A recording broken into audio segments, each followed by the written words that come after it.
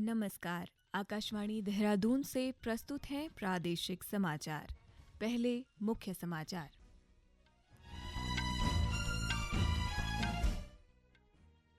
केंद्रीय मंत्रिमंडल ने वाइब्रेंट ग्राम कार्यक्रम के दूसरे चरण को मंजूरी दी। चारधाम यात्रा मार्गों की सुरक्षा एवं यातायात व्यवस्था के लिए 6,000 से अधिक पुलिस अधिकारियों और कर्मचारियों की तैनाती की जाएगी। चारधाम यात्रा के लिए 10,000 से अधिक विदेशी श्रद्धालुओं ने यात्रा के लिए पंजीकरण कराया। और डीआरडीओ और भारतीय सेना ने मध्यम दूरी की सतह से हवा में मार करने वाली मिसाइल के 4 सफल परीक्षण किए।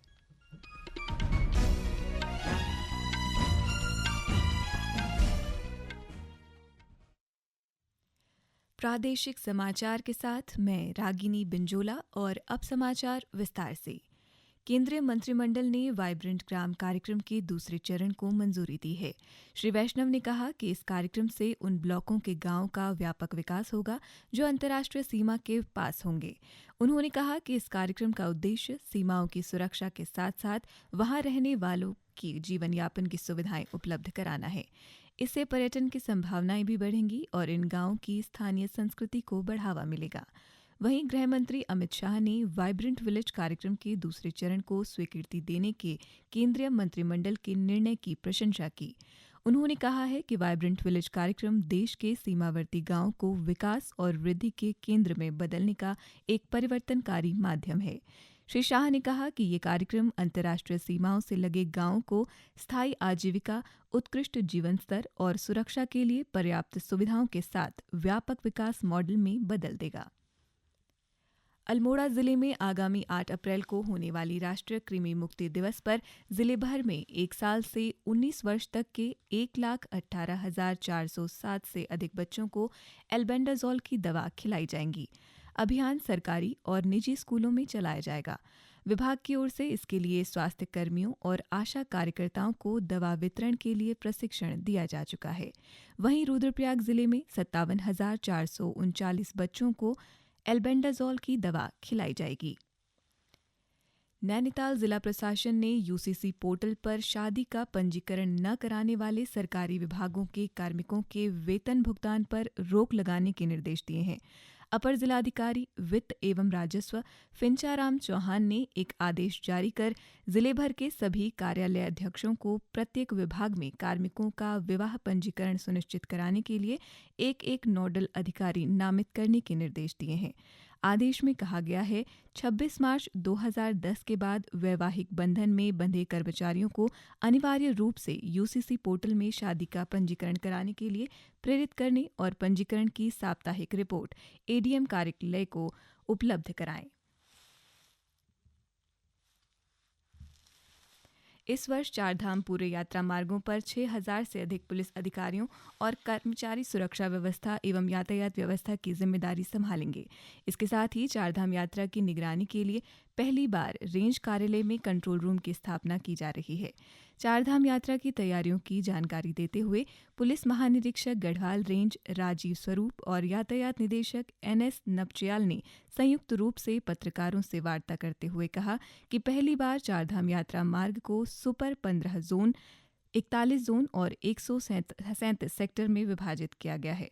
उन्होंने कहा कि प्रत्येक सेक्टर का क्षेत्र 10 किलोमीटर रहेगा और यहां पर पुलिसकर्मी 24 घंटे गश्त और अन्य ड्यूटी करेंगे। बताया कि पूरे यात्रा मार्ग पर 6,000 से अधिक पुलिस अधिकारी और कर्मचारी सुरक्षा व्यवस्था व यातायात व्यवस्था संभालेंगे। उन्होंने कहा कि चारधाम यात्रा की निगरानी के लिए पहली बार रेंज कार्यालय में ही कंट्रोल रूम स्थापित किया जा रहा है। इसकी कमान देहरादून के पुलिस अधीक्षक यातायात देहरादून लोकजीत सिंह संभालेंगे। रुड़की के बुग्गावाला क्षेत्र में गांव बंजारेवाला में कल देर शाम भूसे की झोपड़ियों में भीषण आग लगने से 3 ट्रैक्टर और 6 से अधिक झोपड़ियां जलकर राख हो गई। सूचना मिलने पर बुग्गावाला पुलिस और दमकल विभाग की टीम ने मौके पर पहुंचकर ग्रामीणों की मदद के करीब 1 घंटे की कड़ी मशक्कत के बाद आग पर काबू पाया।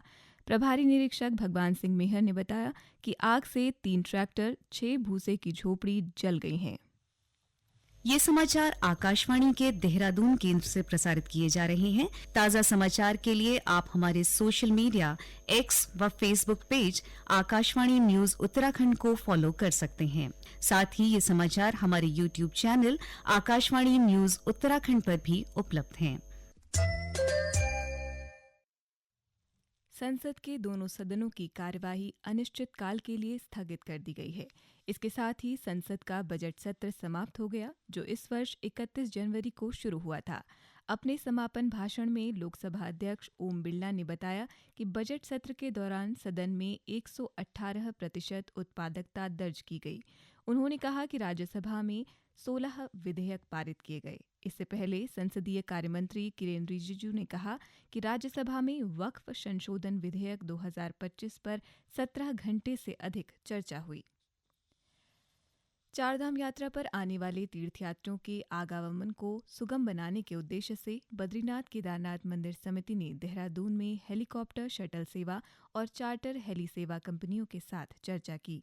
बीकेटीसी के मुख्य कार्याधिकारी विजय प्रसाद थपलियाल ने बताया कि यात्रा से पहले हेली कंपनियों के साथ बैठक का उद्देश्य सभी आम तीर्थयात्रियों और हेली तीर्थयात्रियों के बीच समन्वय स्थापित करना और सरल व सुगम दर्शन सुनिश्चित करना है। वहीं उत्तराखंड नागरिक उड्डयन विकास प्राधिकरण के दिशा निर्देश पर IRCTC ने केदारनाथ हेली सेवा के टिकटों की ऑनलाइन बुकिंग के लिए वेबसाइट जारी कर दी है। बुकिंग के लिए 8 अप्रैल को दोपहर 12 बजे से पोर्टल खोला जाएगा। हेली बुकिंग के लिए यात्रियों का यात्रा पंजीकरण होना अनिवार्य है। चारधाम यात्रा को लेकर देशी विदेशी श्रद्धालुओं में भारी उत्साह देखने को मिल रहा है। चारधाम यात्रा के लिए अब तक 12,50,000 से अधिक देशी और 10,000 से अधिक विदेशी श्रद्धालु चारधाम यात्रा के लिए पंजीकरण करा चुके हैं। चारधाम यात्रा पंजीकरण के नोडल अधिकारी योगेंद्र गंगवार ने बताया कि 20 मार्च से शुरू हुए ऑनलाइन आधार आधारित पंजीकरण के तहत अब तक 12,50,000 से अधिक देशी और 10,000 से अधिक विदेशी श्रद्धालुओं ने चारधाम यात्रा के लिए पंजीकरण कराया है। उन्होंने बताया कि केदारनाथ यात्रा के लिए सर्वाधिक 3,674 विदेशी श्रद्धालुओं ने पंजीकरण कराया है। बद्रीनाथ के लिए 3,000 से अधिक पंजीकरण हुए हैं। पिथौरागढ़ जिले के धारचूला व्यास घाटी के आदि कैलाश स्थित शिव पार्वती मंदिर के कपाट 2 मई को खोले जाएंगे और मई के पहले सप्ताह से इनर लाइन परमिट जारी किए जाएंगे। आदि कैलाश विकास समिति अध्यक्ष पुनीत सिंह कुटियाल ने बताया कि ग्राम कुटी में आने वाले जोलिंगकांग में स्थित आदि कैलाश में शिव पार्वती मंदिर के कपाट खोलने के लिए सहमति बन गई है। कपाट खुलने के बाद आदि कैलाश और ओम पर्वत के दर्शन के लिए आने वाले श्रद्धालु और स्थानीय ग्रामीण शिव पार्वती मंदिर, आदि कैलाश पर्वत, पार्वती सरोवर और गौरीकुंड के दर्शन कर सकेंगे। मंदिर के पुजारी गोपाल सिंह कुटियाल ने बताया कि बीआरओ की 65 RCC ग्रिफ ने गुंजी, नाबी, कुटी, आदि कैलाश सड़क से बर्फ हटा दी है। उपजिलाधिकारी मंजीत सिंह ने बताया कि मंदिर के दर्शन के लिए मई के पहले सप्ताह से इनर लाइन परमिट जारी किए जाएंगे। रक्षा अनुसंधान और विकास संगठन DRDO तथा भारतीय सेना ने ओडिशा तट पर डॉक्टर APJ अब्दुल कलाम द्वीप से मध्यम दूरी की सतह से हवा में मार करने वाली मिसाइल के सेना संस्करण के 4 सफल प्रक्षेपण किए। रक्षा मंत्रालय ने कहा कि मिसाइलों ने हवाई लक्ष्यों पर सटीक निशाना लगाया। मंत्रालय ने कहा कि लंबी दूरी, छोटी दूरी, अधिक ऊंचाई और कम ऊंचाई पर 4 लक्ष्यों को भेदने के लिए ये परीक्षण किए गए। रक्षा मंत्री राजनाथ सिंह ने सफल परीक्षणों के लिए DRDO और भारतीय सेना को बधाई दी। और अब एक नज़र आज के समाचार पत्रों की सुर्खियों पर। वक्फ बिल को सुप्रीम कोर्ट में चुनौती की खबर को सभी समाचार पत्रों ने प्रमुखता से प्रकाशित किया है। नवोदय टाइम्स पत्र का शीर्षक है वक्फ बिल को सुप्रीम कोर्ट में चुनौती। इसी खबर पर राष्ट्रीय सहारा लिखता है वक्फ बिल का मामला पहुंचा सुप्रीम कोर्ट। इसी खबर पर अमर उजाला लिखता है वक्फ बिल, ओवैसी व जावेद पहुंचे सुप्रीम कोर्ट। सरकार ने भाजपा के 18 और नेताओं को दायित्व सौंपा। समाचार को सभी समाचार पत्रों ने प्रमुखता से प्रकाशित किया है। हिंदुस्तान समाचार पत्र लिखता है पुनीत और सुभाष सहित भाजपा के 18 और नेताओं को मिले दायित्व। अमर उजाला लिखता है सीएम ने 18 और नेताओं को बांटे दायित्व, दूसरी सूची जारी। नवोदय टाइम्स ने लिखा है 18 और भाजपा नेता बनाए गए दर्जाधिकारी।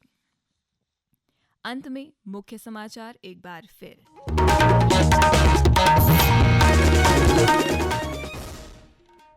केंद्रीय मंत्रिमंडल ने वाइब्रेंट ग्राम कार्यक्रम के दूसरे चरण को मंजूरी दी। चारधाम यात्रा मार्गों की सुरक्षा एवं यातायात व्यवस्था के लिए 6,000 से अधिक पुलिस अधिकारियों और कर्मचारियों की तैनाती की जाएगी। चारधाम यात्रा के लिए 10,000 से अधिक विदेशी श्रद्धालुओं ने यात्रा के लिए पंजीकरण कराया और डीआरडीओ और भारतीय सेना ने मध्यम दूरी की सतह से हवा में मार करने वाली मिसाइल के 4 सफल परीक्षण किए।